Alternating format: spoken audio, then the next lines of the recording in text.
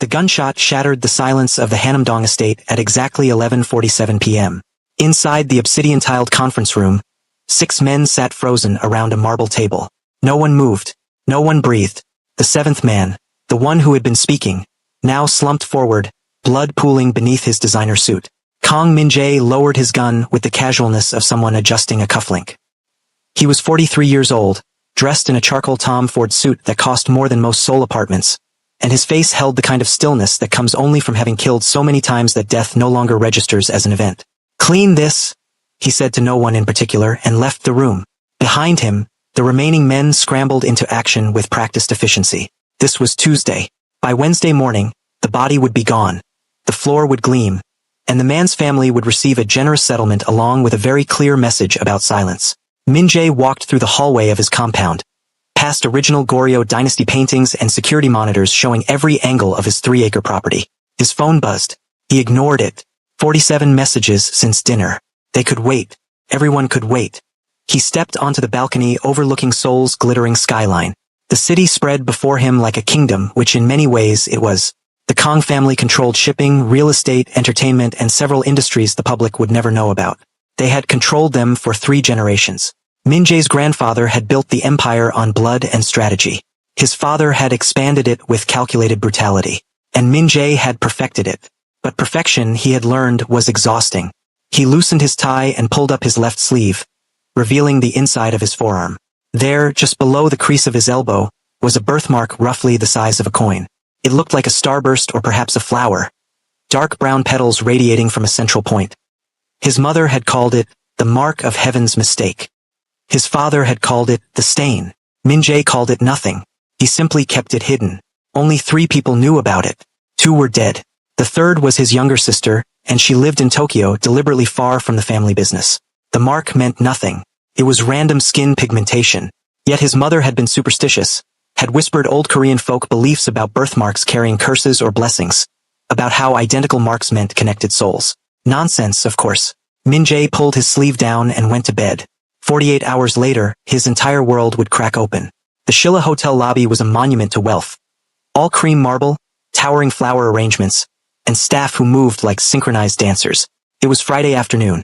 The space crowded with tourists, business executives, and Seoul's elite checking in for weekend conferences. Min-jae arrived at 2:15 p.m. with his usual entourage. For bodyguards in dark suits, his assistant carrying 2 phones and a tablet, and an aura of menace that made people instinctively move aside. He was there for a meeting with a Japanese construction magnate. Legitimate business. The kind that looked good in newspapers. As his group moved through the lobby toward the elevators, something strange happened. The crowd parted as always, but one figure didn't move. An elderly black woman stood directly in his path. She was perhaps 75, maybe 80, wearing a simple navy dress and comfortable shoes. Her silver hair was pulled back neatly. Her posture was straight despite her age. And her eyes, deep brown and unflinching, locked onto Min-jae's face with the precision of a sniper. "Sir." One of the bodyguards stepped forward, hand moving toward his jacket. But the woman raised one weathered hand, palm out. "Hello, sir," she said in English, her voice carrying a slight Southern American accent. Clear, calm, unafraid. The lobby seemed to hold its breath. Hotel staff froze. Nearby guests sensed something wrong and edged backward. Min-jae stopped walking. His bodyguards formed a tighter circle. His assistant's hand hovered over her phone, ready to call for backup. The old woman didn't flinch. "My granddaughter," she continued, each word deliberate, "has a birthmark, same as yours." The world tilted. Min-jae felt his pulse spike for the first time in years. The bodyguards looked at him, confused, waiting for orders. His assistant's face showed nothing, but her eyes asked a question. How does she know? The birthmark was hidden. Always hidden. Under suits, under long sleeves, under decades of secrecy. "Remove her," Min-jae said, his voice ice. "No need for that," the woman said, still calm. "I just need 5 minutes of your time. Private conversation. Then I'll leave peacefully, and you'll never see me again." "You'll leave now," the head bodyguard said, reaching for her arm. "Do not touch her." Everyone froze. The command had come from Min-jae himself. He studied the woman's face. No fear, no calculation, just absolute certainty. This wasn't a scam artist or a desperate person looking for money. This was someone who had traveled a long distance to deliver a message she believed was true. "Conference room C," Min-jae told his assistant. Empty it. 5 minutes. Sir. Now. 3 minutes later, Min-jae sat across from the old woman in a small, soundproof hotel conference room. 2 bodyguards stood by the door. His assistant waited outside with strict instructions. If he didn't emerge in 7 minutes, activate emergency protocol. You have 4 minutes left, Min-jae said. Speak. The woman folded her hands on the table. My name is Dorothy Washington. I raised my granddaughter, Amara, since she was 3 days old. Her mother, my daughter, died when Amara was 23. Before she died, she told me everything. Everything about what? About you. About Seoul. About the pregnancy. About the fire that wasn't really a fire. Min-jae's expression didn't change, but inside, something ancient and buried began to stir. 24 years ago, Dorothy continued, my daughter Jasmine was working at an international hotel in Seoul. She was a concierge. Beautiful girl. Smart. She met a young Korean man who came in sometimes. You. I've never. Hanam Boutique Hotel. You came in every Thursday at 7 p.m. You sat at the bar. You drank whiskey, neat. You read English newspapers because you just returned from studying in London. You were 21. Min-jae's hands, resting on the table, curled slowly into fists. You talked to her for 3 months before you asked her to dinner. You took her to a French restaurant in Gangnam where they didn't speak Korean because you were ashamed to be seen with a black woman in public. Stop. But you fell in love anyway, and she fell in love with you. And when she got pregnant, you promised you'd leave your family. You promised you'd build a new life. Min-jae stood abruptly. This is a fantasy. A con. You had a birthmark, Dorothy said quietly. Inside of your left forearm. Looked like a flower. You told Jasmine it embarrassed you because your mother said it was bad luck. The room went silent. Min-jae's breathing was controlled, but his mind was racing. 24 years ago, the Hanam Boutique Hotel. Thursday evenings. Jasmine. God, Jasmine. He had buried that name so deep, he'd almost convinced himself she never existed. There was a fire, he said slowly, his voice rough. The hotel. She died. Dorothy shook her head. That's what they told you. She didn't die in any fire. Your family found out about her. About the baby. They made her disappear. They told you she was dead. And you believed them because you were young and scared and you wanted to believe it. How do you? Because 2 men came to her apartment. Gave her $50,000 in cash and a plane ticket to Atlanta. Told her if she ever contacted you, if she ever came back to Korea, they'd kill her and the baby both. She was 23 years old and 4 months pregnant. What choice did she have? Min-jae sat back down. Slowly. Like a building collapsing in controlled demolition. She had the baby in America. A girl. Named her Amara. Means grace in Igbo. She struggled. Worked 3 jobs. Got sick. Died of breast cancer 7 years ago. Dorothy's voice cracked for the first time. But before she died, she told me everything. And she showed me the birthmark. What birthmark? Amara has the same mark. Exact same. Inside of her left forearm. Same shape. Same size. Same position. The room spun. You're lying, Min-jae whispered. But even he could hear how hollow it sounded. Dorothy reached into her purse. The bodyguards tensed, hands moving to weapons. She pulled out a photograph. Creased, faded, obviously old, and slid it across the table. Min-jae looked down. The photo showed a young black woman, radiant and laughing, standing in front of Gyeongbokgung Palace. She wore a yellow sundress. Her hair was in braids. And beside her, with his arm around her waist, was a younger version of himself. He remembered that day. Early autumn. They'd played tourist. She'd made him laugh. Actually laugh. For the first time since childhood. He'd felt, for those few hours, like a normal person. I want a DNA test, he said, his voice barely audible. So does Amara, Dorothy replied. She doesn't know I'm here. She doesn't even know your name. But she deserves to know her father. And you? She looked at him with something like pity. You deserve to know your daughter. Min-jae stood again, this time with purpose. Where is she? Atlanta. But I'll have my people arrange. She's here. He froze. What? She moved to Seoul 3 months ago. Got a job. She wanted to connect with her Korean heritage. She doesn't know about you. Doesn't know what I know. She thinks her father was just some man her mother dated who ran away. Where? I'll tell you when you're ready, Dorothy said firmly. First, you take the DNA test. You confirm what I already know is true. Then we talk about how to tell her. Because that girl has been lied to enough. Min-jae looked at this old woman who had somehow crossed the ocean, walked through his security, and detonated a bomb in the center of his carefully constructed life. How did you find me? He asked. Dorothy smiled sadly. Took me 4 years. Private investigators. Old hotel records. Your name was all over the society pages back then. Once I had your name, the rest was just patience. She stood, gathering her purse.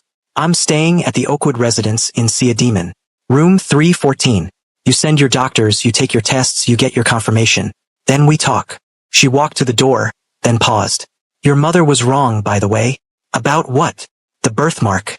It's not bad luck. It's just love trying to find its way home. And then she was gone. Min-jae sat alone in the conference room for 11 minutes. His assistant knocked 3 times. He didn't respond. His mind was a war zone.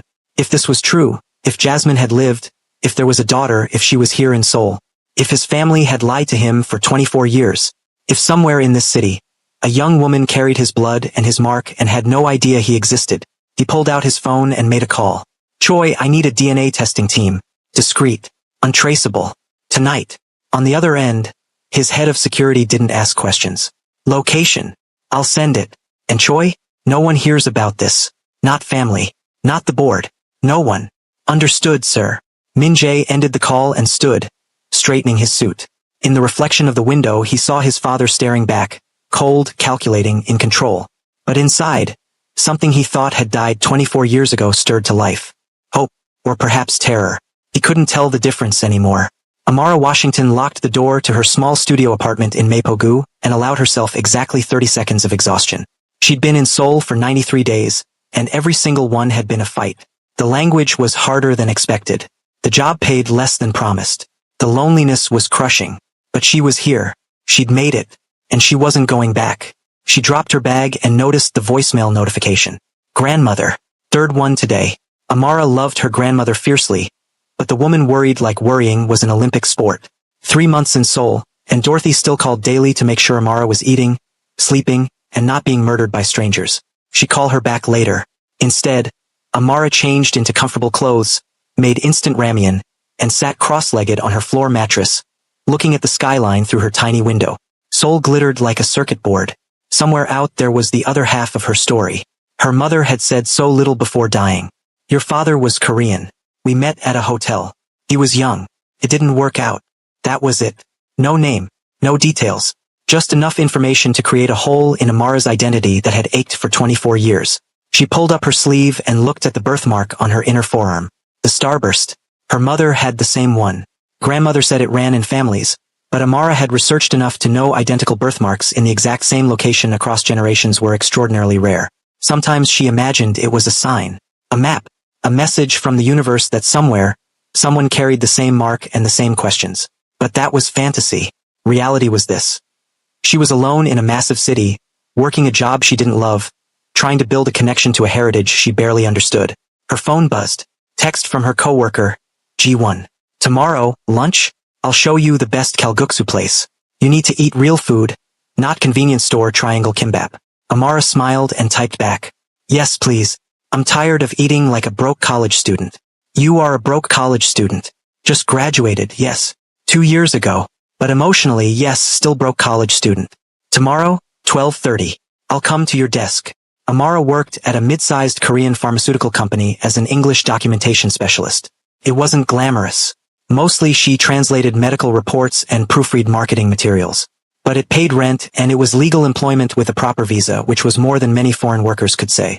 She finished her ramen, washed the bowl, and tried calling her grandmother back. No answer. Strange. Dorothy always answered. Amara left a message. Hey, Grandma. Just got home. I'm fine. Seoul is still standing. I'm still employed. Call me back. Love you. She hung up and felt the familiar tug of worry. Dorothy was 77, still sharp as ever. But age was age. Living alone in Atlanta. Refusing to move in with Amara's aunt because I'm not ready to be managed like a child. Stubborn woman. Amara opened her laptop, intending to study more Korean, but instead found herself scrolling through photos, pictures of her mother. Young, beautiful, alive. There was one photo in particular, her mother standing in front of some palace in Korea, wearing a yellow dress, laughing at something off camera. Her eyes were bright. She looked happy. Amara had asked once, who took this picture? Her mother had gone quiet. Then, someone I used to know. A friend. Something like that. That was all she'd ever said. Amara closed the laptop and lay back on her mattress. Tomorrow was Saturday. Maybe she'd go to Buckshin Hannock Village, walk the traditional streets, take photos, try to feel like she belonged. Or maybe she'd just sleep until noon and recover from the week. Her phone buzzed again. Unknown number. She almost didn't answer. Scam calls were constant in Seoul. But something made her pick up. Hello. Silence on the other end. Not dead air, someone was there. She could hear breathing. Hello? She repeated in Korean. Yobaseo? A man's voice, low and strained. Is this Amara Washington? Her stomach dropped. Who's asking? A pause. Someone who needs to ask you a question. I don't. Do you have a birthmark on your left forearm? Looks like a flower. Amara's blood went cold. She pulled the phone away, stared at it like it was a snake, then brought it back to her ear. Who is this? Answer the question. I'm hanging up. Please. The word cracked, almost desperate. I just need to know if you have the mark. Amara's hand instinctively covered her forearm. How did you get this number? Answer the question, and I'll explain everything. Her heart hammered. This was insane. This was exactly the kind of situation her grandmother warned her about. Strange men calling, asking invasive questions, probably trying to... Wait, did my grandmother give you this number? Silence. She did, didn't she? Oh my God. What did she do? The man's voice shifted, became more controlled. Your grandmother came to me today. She told me a story. I need to know if it's true. What story? About your mother. About a man she knew 24 years ago. About you. Amara's world tilted. Who are you? My name is Kang Min-jae. And if your grandmother is telling the truth, then I think I might be your father. The phone slipped from Amara's hand and clattered onto the floor. Dorothy Washington sat in her hotel room, staring at her own phone. She turned it off after the meeting with Min-jae. She needed time, space, silence. What she'd done was either the bravest or most foolish act of her life. For 4 years, she'd hunted this man, hired investigators, spent her savings, followed leads across the internet through old newspaper archives, through hotel employment records that should have been destroyed. When Jasmine died, she'd made Dorothy promise. Find him. Tell Amara the truth. But Dorothy had waited, watched Amara grow up, graduate, struggle with identity, with the questions that had no answers. And when Amara announced she was moving to Seoul, I just need to see it, Grandma. I need to understand where half of me comes from. Dorothy knew the time had come. She'd flown to Seoul 2 days ago, spent 48 hours gathering courage, then walked into that hotel lobby and gambled everything on one conversation. Now it was done. The truth was in motion. Her phone buzzed. She turned it back on. 3 missed calls from Amara. Dorothy took a breath and called her back. Amara answered on the first ring. Grandma, what did you do? Baby, a man just called me. Kang Min-jae. He says he's my father. He knows about the birthmark. He says you went to him. Grandma, what the hell is happening? Dorothy closed her eyes. I found him, Amara. Your father. I found him. You... Amara's voice broke. You've been in Seoul? You're here. I had to tell him before I lost my nerve. You couldn't have, I don't know, told me first? If I'd told you, you would have tried to stop me. Of course I would have stopped you. Do you know who this man is? I looked him up. Grandma, he's dangerous. He's connected to. I know who he is. Then why would you go anywhere near him? Because he's your father. And you deserve to know. Silence on the line. Then, quietly, is he really? DNA test will confirm it. But yes, baby. I believe he is. Does he want to meet me? Dorothy heard the tremor in her granddaughter's voice. The little girl who'd always wondered, who'd asked 1,000 times about the man who'd left, who'd constructed fantasies and fears in equal measure. I think he does, Dorothy said gently. But Amara, you need to understand, this man is complicated. His world is not a safe place. Your mother left for a reason. What reason? His family. They threatened her, paid her off, made her disappear. He didn't know she was alive all these years. He thought she died. Oh my God. So if you decide to meet him, you go in with eyes open. You understand. Where are you staying? Oakwood Residence. See a demon. I'm coming over. Amara. Now, Grandma. We're talking about this now. The line went dead. Dorothy set down her phone and walked to the window. Seoul sprawled below. A city of secrets and steel. Somewhere out there, Min-jae was making his own calls, arranging his own plans, trying to control a situation that couldn't be controlled. And somewhere between them was Amara. The eye of a storm she didn't create but would have to survive. Dorothy prayed she'd done the right thing. But prayer, she'd learned, didn't come with guarantees. Min-jae's private office occupied the top floor of the Kang Corporation headquarters in Gangnam. floor-to-ceiling windows, minimalist furniture, a view that made visitors feel small. At 9:47 p.m., he sat alone in the dark, staring at the photograph Dorothy had given him. Jasmine. God, she'd been beautiful. They'd met exactly as Dorothy described. He'd been freshly returned from London, heir to an empire he didn't want, drowning in family expectations. The hotel bar became his refuge. And Jasmine, funny, brilliant, unimpressed by his family name, became his oxygen. For 6 months they'd built a secret world. Stolen evenings, midnight phone calls, plans whispered in the dark about running away, starting over, choosing love over legacy. Then she told him she was pregnant. He remembered his panic, his terror, and then, when the terror settled, his determination. He would leave. He would protect her. He would build a different life. 3 days later, his father summoned him. "The girl is taken care of," his father had said, voice cold as a blade. There was a fire at her apartment building. Tragic. These things happen. Min-jae had fallen apart, screamed, raged, broken furniture. His father waited until the storm passed, then said, "You are Kong. You do not abandon your blood for temporary affection. She was a distraction. Now she's gone. Move forward." Min-jae had believed him. For 24 years, he'd believed him. He pulled up his sleeve and looked at the birthmark. His mother's voice echoed, "Matching marks mean matching souls. If Amara existed, if she was here, alive, carrying this same mark." His phone rang. Choi, head of security. "Sir, the DNA team is ready. They can be at the location in 20 minutes. "Good. Tell them to take samples from the grandmother, Dorothy Washington. Then bring the samples directly to me. No lab processing. I'll handle that privately." "Understood." "And Choi? I need surveillance on a woman named Amara Washington. American, working in Seoul. I'll send you her details. I need to know where she is, who she talks to, where she works. But quietly. She can't know she's being watched." A pause. "Sir, is there a threat?" "I don't know yet. Just do it." Min-jae ended the call and dialed another number. His sister in Tokyo. She answered on the third ring. "Appa? It's almost midnight. What's wrong?" "Hygiene. Do you remember Jasmine?" Silence. Then, "The woman from the hotel?" "Of course. You loved her. Then she died. Why are you?" "She didn't die." "What?" "Father lied. She lived. She had my child. A daughter. And she's here. In Seoul." Hygiene's breath caught. "Min-jae, that's not possible. I have proof. Or I will in 48 hours. DNA test." "Does father know?" "No one knows. And no one can know. Not yet." "Min-jae, if this is true, if you have a daughter, father will never accept her. The family will never accept her. You know this." "I don't care." "You don't care? You run the entire organization. You think you can just—" "I let them take her once. I won't do it again." Hygiene was quiet for a long moment. Then, softly, "You really loved her, didn't you?" "Jasmine. I was 21. I thought I could save the world." "What was she like?" "Your daughter." "I don't know yet, but I'm going to find out." After they hung up, Min-jae stood and walked to the window.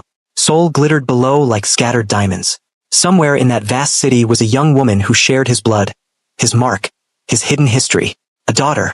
The word felt foreign, impossible, terrifying. His phone buzzed. Text from an unknown number. "This is Amara. My grandmother gave me your number. I need to meet you. Tomorrow. Public place. I choose the location. Agree or I block this number." Min-jae stared at the message. 24 years of silence.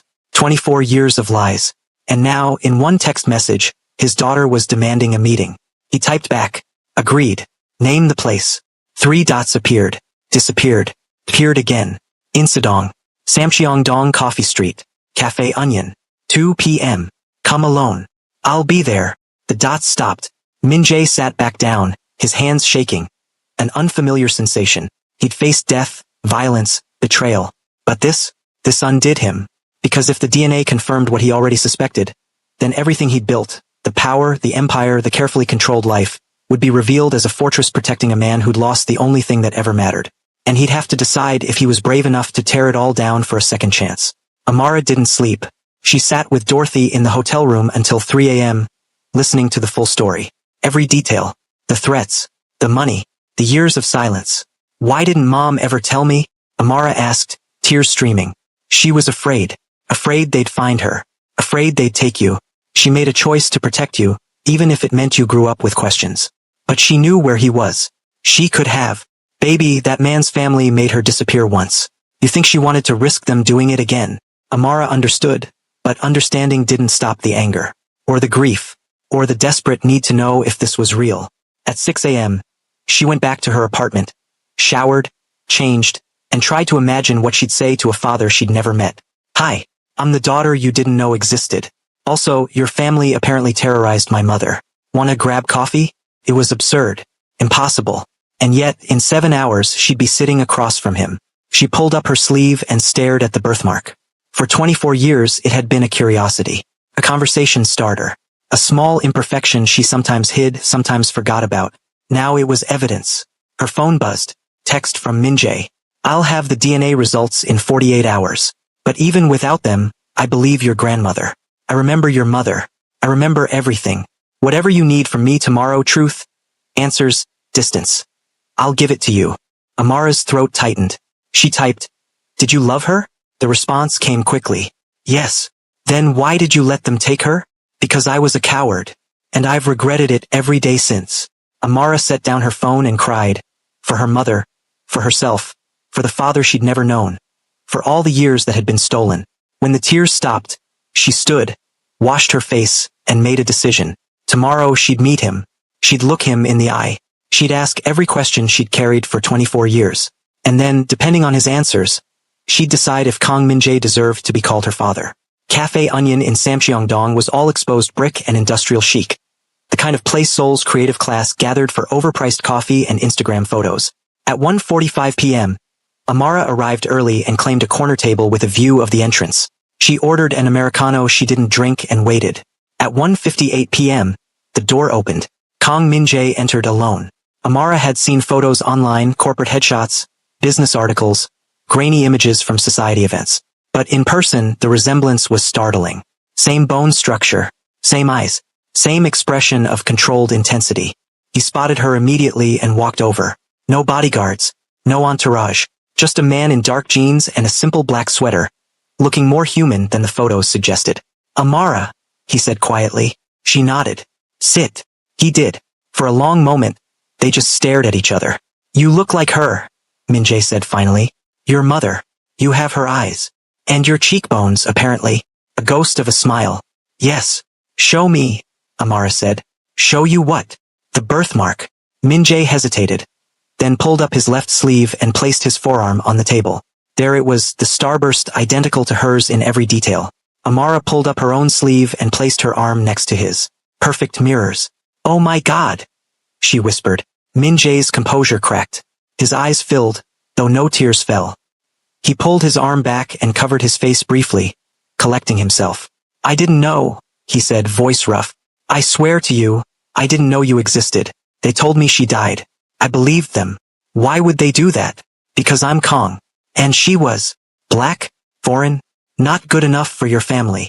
All of the above. My father, my entire family, they built everything on control. Bloodlines. Legacy. A black woman carrying Kang blood? They couldn't allow it. So they threatened her. I didn't know. But they did it in your name. They used your power to terrorize a pregnant woman. Minjae met her eyes. Yes, and I will spend the rest of my life trying to make that right. You can't make it right. She's dead. She died thinking you abandoned her. I know. She worked herself to death to raise me. 3 jobs. No help. She got sick and couldn't afford treatment until it was too late. Minjae's hands clenched on the table. If I had known. But you didn't. And that's the point. You didn't ask questions. You didn't fight. You just accepted what they told you and moved on. I was 21. My mother was 23. And she fought anyway. The silence was brutal. You're right, Minjae said finally. I failed her. I failed you. I was weak. And I've built my entire life trying to be strong enough that I'd never fail anyone again. But strength without knowledge is just tyranny. Amara wiped her eyes. What do you want from me? Nothing. I want to give you everything you should have had. Education. Security. Answers. A family. I have a family. My grandmother raised me. I know. And I'll be grateful to her forever. But I'm still your father. And if you'll give me a chance, I'd like to try to be that. Why now? Why not 5 years ago? 10? Because I didn't know. And now I do. And I can't unknow it. Amara looked at this man. Powerful, feared, apparently capable of terrible things, and saw something she didn't expect. Regret. Real crushing regret. The DNA test, she said. When will you have results? Monday. But I already know. How? He gestured to their arms. Because my mother was right. Matching marks mean matching souls. And because when you walked in, I felt it. You're mine. Amara's breath caught. Don't say that like it's romantic. It's genetics. It's more than genetics. It's a second chance I don't deserve, but I'm begging you to give me anyway. The cafe hummed around them. Conversations, laughter, the hiss of espresso machines. Normal life. But between them, nothing was normal. I need time, Amara said. I need to think, to process. It's too much. Take all the time you need. And I need boundaries. I don't know you. You don't know me. We can't fast forward to some perfect father-daughter relationship. Agreed. And your family. If they threatened my mother once, they'll never touch you. I promise you that. How can you promise that? Min-jae's expression hardened into something dangerous. Because I'm not 21 anymore. I control everything they built. And I'll burn it all down before I let anyone hurt you. The words should have sounded dramatic. Instead, they sounded like a simple statement of fact. Amara shivered. I should go, she said, standing. Min-jae stood as well. Can I see you again? After the DNA results. We'll talk then. Amara. She paused. Thank you, he said quietly, for giving me this chance. I don't deserve it. No, she agreed. You don't. But my mother loved you once. And she wanted me to know you. So I'm doing this for her. She left before he could respond. Outside. She walked 3 blocks before she had to stop, lean against a wall, and breathe through the panic. She just had coffee with her father. Her father, who was apparently a crime boss. Her father, who'd loved her mother and lost her. Her father, who looked at her like she was both a miracle and a curse. Her phone buzzed. Dorothy. How did it go? I don't know, Grandma. I don't know anything anymore. Come back to the hotel. I made tea. We'll talk. Amara walked back through the streets of Seoul, a city that felt more foreign than ever, carrying the weight of a truth she never asked for but could no longer escape. Behind her, in the cafe, Min-jae sat alone for another hour, staring at the chair where his daughter had been, wondering if redemption was possible, or if he was simply adding another person to the long list of people he'd failed. Make sure you like, comment, and subscribe. This story is just beginning, and trust me, you don't want to miss what happens next when the DNA results come back and Min-jae's family finds out he has a daughter. The DNA results arrived Monday morning at 6:47 a.m. Min-jae was already awake. He hadn't really slept. When his phone buzzed with the encrypted email, he opened it in his private office, the city still dark below him. Paternity probability, 99.9997%. He read it 3 times, then closed his eyes and let himself feel it. She was his, not metaphorically, not emotionally, scientifically, irrefutably, legally his. Amara Washington, 24 years old, living in Seoul, working a job far beneath her abilities, alone, vulnerable, his daughter. He forwarded the results to Dorothy with a single line. Thank you for finding me. Then he called Choi. I need everything. Full background on Amara Washington. Employment records, financial status, living situation, associates, everything. And I need a security team on her. Rotating shifts. She's never alone. She doesn't need to know they're there. Sir, what's the situation? She's family. That's all you need to know. Understood. Min-jae made 2 more calls. His lawyer and his accountant. By noon, paperwork would be filed. Trusts established. Money moved. By the end of the week, Amara would have access to resources she didn't know existed yet. And then, the hard part. He had to tell his family. The Kong family held formal dinners every Sunday at the estate in Hanamdong. Attendance was mandatory. Absence was treason. Min-jae had attended every Sunday for 23 years without fail. This Sunday, he arrived with a folder and a decision. His father, Kang Dae-young, sat at the head of the table. 81 years old, still sharp, still cruel. His younger brother Ji-hoon sat to the left with his wife. His sister had flown in from Tokyo, sensing something was wrong. They ate in silence. Always in silence. When the main course finished, Dae-young spoke. You've been distracted. What is it? Min-jae placed the folder on the table. I have a daughter. The silence became absolute. Impossible, his father said. DNA confirmed. 99.99%. Who is the mother? You know who the mother is. Jasmine. The woman you told me died 24 years ago. His father's expression didn't change. She did die. No. You paid her to disappear. She lived. She had my child. And she raised her alone because you terrorized her. Ji-hoon leaned forward. Min-jae, even if this is true, it is true.